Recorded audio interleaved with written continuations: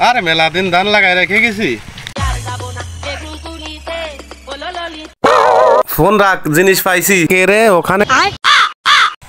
দাদা আমি অমাল দাদা আছি।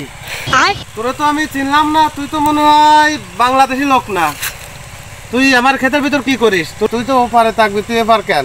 দাদা আমি একটু চাপে পড়ে গেছিলাম অনেকটা, আমাদের জমিতে আমি কাজ করতে যাচ্ছিলাম, কিন্তু কি করবো বাবা, আমাদের বিয়েছে বা তোদের বাংলাদেশি ভিডিও আর গুলাগুলি চালু হয়ে গেল। আর কি করবো বাবা, দৌড়ানোর জায়গা বললাম না, ফাঁকা বললাম, এখানে আসলাম, ভয়ে ভয়ে এখানে ঝেড়ে দিয়েছি।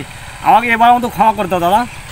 তোর শাস্তি হওয়া দরকার। এদিকে এদিকে তুই ইন্ডিয়ার লোক, তুই বাংলাদেশে এসে তুই বাথরুম করিস কিভাবে? এদিকে আমি আর কখনো তোমাদের বাংলাদেশে পাওয়া রাখবো না। তোর শাস্তি, তুই কান ধরে উঠবাস করবি 10 বার।